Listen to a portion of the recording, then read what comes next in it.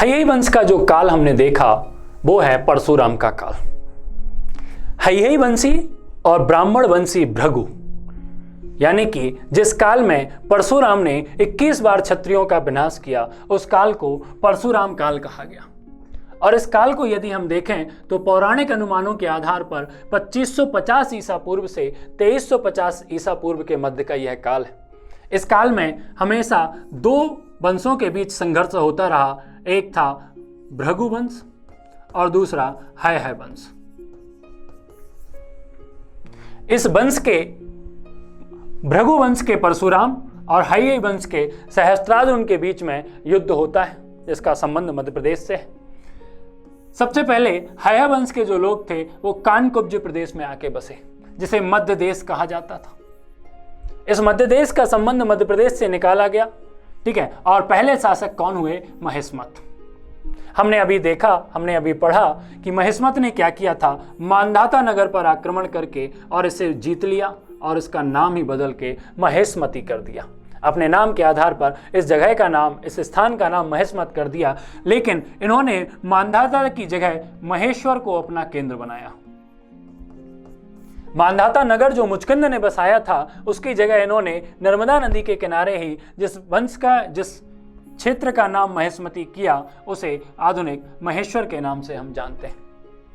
और इस वंश में सबसे शक्तिशाली और सबसे पराक्रमी जो शासक हुआ, उसका नाम है कार्तवीर्य अर्जुन, सहस्त्रार्जुन। कार्तवीर्य अर्जुन या सहस्त्रार्जुन, जिसकी सहस्त्र भुजाएं थीं। यदि आप इस फोटो को देख रहे हैं तो आप देखेंगे कि जो सहस्त्र भुजाओं के बलशाली शासक था, उसे सहस्त्रार्जुन या कार्तवीर्य अर्जुन कहा गया। कहते हैं कि एक बार इसने रावण को भी पराजित कर दिया था और कुछ दिनों के लिए अपने यहाँ जेल में बंदी बनाकर रखा था। तो इतना पराक्रमी शासक हमारे मध्य प्रदेश की भूमि पर देखने को मिलता है। इसने कारकोट के शासकों को हराकर अनूप और निमाड़ वाले इलाके पर भी हय्यई वंश की सत्ता स्थापित की। यानी कि इसने कारकोट के जो शासक थे उनको पराजित कर अनूप निमाड़ वाला क्षेत्र जो था उस पर अधिकार कर लिया था। रावण को भी बंदी बनाया पराजित करने के बाद। किंतु जब इसने भृगुवंशीय जमदाग्नि के आश्रम पर हमला किया तो उनके पुत्र परशुराम को अत्यधिक क्रोध आया और उन्होंने सहस्त्रार्जुन की भुजाओं को काटकर इसे पराजित कर दिया और इसकी हत्या कर दी, ठीक है। इसके वंश में हम देखते हैं तो जयध्वज, तालजंध, वीतिहोत्र। ये वीतिहोत्र के बारे में हम अवंती राज्य में भी पढ़ेंगे कि वीतिहोत्र वंश का ही एक शासक था रिपुंजय, जो अवंती महाजनपद का पहला शासक हुआ। फिर सायार्थ, फिर भोज, फिर अवंती, जिसके नाम पर उस प्रदेश का नाम अवंती पड़ा। फिर कुंडीकर या तुंडीकेर, जिसने दमोह पर अपने साम्राज्य का विस्तार किया था। आइए इसके बाद आगे बढ़ते हैं। पौराणिक कहानियों के बाद हम महाकाव्य काल की कहानियों की बात करते हैं तो महाकाव्य का नाम सुनते ही हमारे मन में रामायण काल और महाभारत काव्य काल की घटना याद आने लगती है।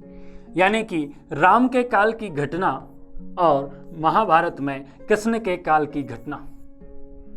रामायण को महर्षि वाल्मीकि ने लिखा, तो वहीं वे महाभारत की हम बात करें तो वेदव्यास इसके रचयिता थे। राम के काल में मध्य प्रदेश में अनेक स्थान हैं जो अभी भी राम के वन गमन की यात्रा की बात करें या उनके समकालीन शासकों की बात करें तो उनके जीवंत साक्ष्य मध्य प्रदेश में अभी भी दिखाई पड़ते हैं।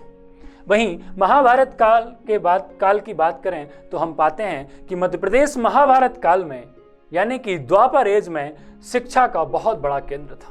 यहाँ स्वयं श्री कृष्ण ने आके अपने भाई बलराम के साथ संदीपनी आश्रम में शिक्षा ग्रहण की। तो वहीं राम ने अपने वनवास का अधिकांश समय मध्य प्रदेश के वनों में, मध्य प्रदेश के घने वनों में व्यतीत किया। तो हम देखते हैं रामायण काल और महाभारत काल को। सबसे पहले बात हम करते हैं राम के युग की, और वही बात कि कालखंड का जो अनुमान है वो वैदिक साहित्यिक स्रोतों से हमने पौराणिक ग्रंथों से लिया, और उसमें हम देखते हैं कि राम का युग 2350 ईसा पूर्व से 1950 ईसा पूर्व के मध्य का माना गया। और राम ने वनवास के समय जिस दंड कारण वन में विचरण किया, जहां से वो निकले, वो आधुनिक छत्तीसगढ़ का बस्तर जिला है। और मध्य प्रदेश में चित्रकूट से भी राम का संबंध रहा। जिस अगस्त ऋषि की हम बात करते हैं तो उनका संबंध भी हमारे मध्य प्रदेश के कुंडलवन से रहा। तो वहीं जब राजा दशरथ का शासन था उस समय मध्य प्रदेश में राजा मधु का शासन चल रहा था, जो महिष्मती वंश के थे, जो महिष्मत वंश के थे। यानी कि राम के काल में अनेक स्थान और अनेक राजा ऐसे हैं जिनका संबंध मध्य प्रदेश से रहा। राम के पश्चात जब सिंहासन पर कुश को सत्ता सौंपी गई, लव और कुश जो राम के बेटे थे, तो कुश ने मध्य प्रदेश के पूर्वी इलाके पर एक कुशावती नगर बसाया, जो कि बघेलखंड में क्षेत्र में आता था। तो वहीं शत्रुघ्न के पुत्र की हम बात करते हैं, शत्रुघाती की, जिसे सुबाहु भी कहते हैं, तो उसने दसाण और विदिशा पर शासन किया। यानी राम के काल में, यानी कि 2350 ईसा पूर्व से 1950 ईसा पूर्व के मध्य में भी हम देखते हैं मध्य प्रदेश में इतिहास के साक्ष्य यत्र तत्र फैले हुए हैं। आपसे पूछा जा सकता है कि दंड कारण वन का संबंध किससे है, तो राम के काल से है। और मध्य प्रदेश की अगर हम बात करें तो आधुनिक छत्तीसगढ़ में मध्य प्रदेश का ये जो बस्तर है वो चला गया। तो अब दंड कारण वन का हिस्सा जो है वो छत्तीसगढ़ में आता है। राम के पुत्र कुश ने कौन सा नगर बसाया था, तो कुशावती नगर बस, जो कि बघेलखंड क्षेत्र में रीवा वाले इलाके में पड़ता है। वहीं शत्रुघ्न के पुत्र सुबाहु या शत्रुघाती की हम बात करते हैं तो हम देखते हैं कि उसने दसाण या विदिशा पर शासन किया था। तो वहीं दशरथ के समकालीन जो राजा थे वो मधु थे, ये भी पूछा जा सकता है आपसे। या आपसे पूछा जा सकता है कि अगस्त ऋषि का आश्रम कुंडलवन किस प्रदेश में था।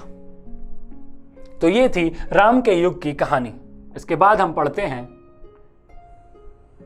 महाभारत काल या कृष्ण युग। तो कृष्ण युग का जो समय काल निर्धारित किया गया अनुमान के आधार पर वो है 1950 ईसा पूर्व से 1450 ईसा पूर्व के मध्य का काल। यानी कि इस काल में कौन सा काल शुरू होता है, द्वापर काल। राम के काल के समय ही त्रेता समाप्त होता है और फिर द्वापर शुरू होता है, जो 1950 ईसा पूर्व से 1450 ईसा पूर्व के मध्य का काल माना जाता है, जिसे हम अधिकांशतः महाभारत के युद्ध के नाम से जानते हैं। कृष्ण के राज्यारोहण के साथ ही यह युग शुरू होता है और हम देख रहे हैं कि कृष्ण अपने भाई के साथ संदीपनी से शिक्षा ग्रहण कर रहे हैं। यानी कि महाभारत काल में हमारे मध्य प्रदेश की भूमि उज्जैनी या अवंती शिक्षा का एक प्रमुख केंद्र था और कृष्ण ने आकर संदीपनी आश्रम में शिक्षा ग्रहण की। इसके बाद हम बात करते हैं महाभारत के युद्ध की। यह युद्ध बहुत महत्वपूर्ण है। कहते हैं कि श्री कृष्ण ने शिक्षा प्राप्ति के पश्चात अवंती राज्य से जाने से पहले अवंती के जो शासक थे विंध्य अनुविंध्य, उनकी बहन मित्रविंध्या से वैवाहिक संबंध स्थापित किए और उन्हें लेके चले गए। इस बात का बदला लेने के लिए विंध्य और अनुविंध्य ने, जब कृष्ण और कौरवों के मध्य, जब पांडवों और कौरवों के मध्य युद्ध लड़ा गया, तो जब कृष्ण ने पांडवों का साथ दिया तो विंध्य और अनुविंध्य कौरवों की ओर से कृष्ण से लड़े। बाद में देखा गया कि अर्जुन के हाथों अनुविंध्य की हत्या की जाती है। तो हमारे पेपर में पूछा जाने वाला है कि कौरवों की ओर से मध्य प्रदेश के किन जनपदों ने या किन राजाओं ने भाग लिया था। तो वहीं पांडवों की ओर से कौन कौन थे जिन्होंने युद्ध में पांडवों की सहायता की। तो हम देखते हैं कौरवों की तरफ से अवंती राज्य था, मैंने अभी चर्चा की विंध्य और अनुविंध्य की। वहीं महिष्मती था, भोज, निषाद और विदर्भ। इन राज्यों ने महाभारत के युद्ध में कौरवों की सहायता की। यह प्रश्न आपसे पूछा जाएगा। फिर पांडवों की तरफ से लड़ने वाले राज्य कौन से थे, तो दसाण मतलब हमारा विदिशा, चेदी। अब चेदी नाम आते ही आता है याद शिशुपाल, जिसकी हत्या कृष्ण ने की थी। चेदी के जो महाराजा थे शिशुपाल, उनकी हत्या के बाद जब उनके पुत्र धृष्टकेतु और उनके पश्चात जो सौरभ हुए, उन्होंने पांडवों का साथ दिया क्योंकि वो कृष्ण को पसंद करते थे। वहीं वत्स्य जो ग्वालियर वाला इलाका था, वहां के राजाओं ने भी पांडवों का साथ दिया।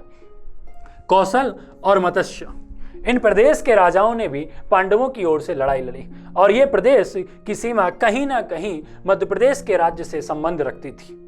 तो आपसे पूछा जाएगा कि महाभारत के युद्ध में कौरवों की ओर से किन किन राजाओं ने भाग लिया, तो वहीं पांडवों की ओर से कौन कौन से राजा कौरवों की ओर से कौन कौन से राज्य भाग ले रहे थे, यानी कि दसाण, चेदी, वत्स, कौशल और मत्स्य। ये आपको याद करना है। आइए पढ़ते हैं इसके बाद।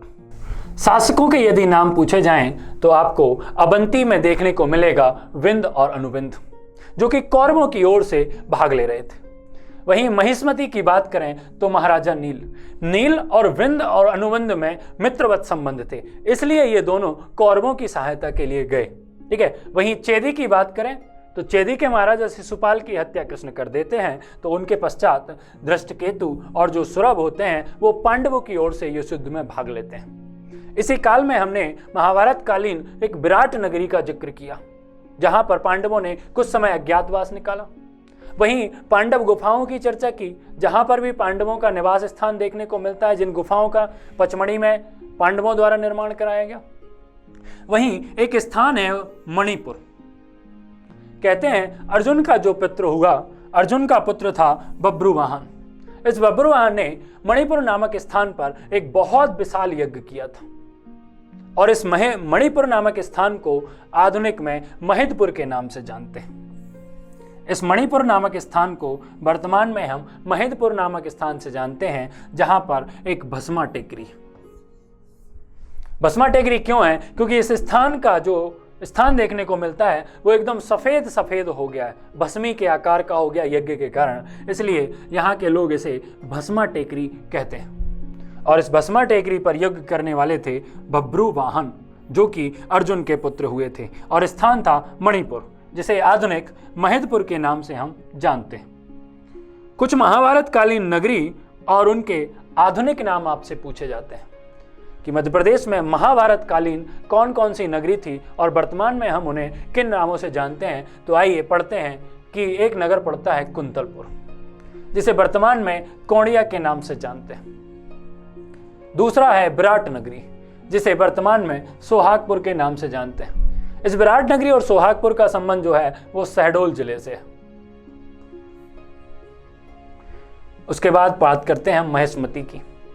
महिष्मती महेश्वर, मानधाता और मंडला, तीन स्थानों को बार बार महिष्मती के नाम से संबोधित किया, लेकिन महाभारत कालीन जिस महिष्मती की हम बात करते हैं उसे हम महेश्वर के नाम से जानते हैं। वहीं उज्जैनी की हम बात करें तो उज्जैनी का वर्तमान नाम उज्जैन है, अवंती है। ठीक है। दसाण जो कि विदिशा है, दसाण जहाँ के राजाओं ने पांडवों का साथ दिया था। वहीं तेवर या त्रिपुरी की बात करें जो उस समय चेदी गणराज्य में आता था। गोपाल कच्छ या ग्वालियर की बात करें, गोपाल कच्छ को आधुनिक ग्वालियर या दतिया वाला क्षेत्र जो था वो गोपाल कच्छ के नाम से जानता था। बाद में दतिया को दंती वक्र के नाम से, दंती दुर्ग के नाम से भी जाना गया, लेकिन इसका महाभारत कालीन नाम था गोपाल कच्छ, जिसमें आधुनिक ग्वालियर और दतिया का इलाका आता है। तो ये था हमारा पौराणिक और वैदिक काल का इतिहास। इसके बाद हम अगली क्लास में हम महाजनपद काल को पढ़ेंगे, और इसके पहले की क्लास में हमने पाषाण कालीन सभ्यता का जिक्र किया था। तो पौराणिक और वैदिक साहित्य का आज का हमारा लेक्चर यहीं समाप्त होता है। धन्यवाद।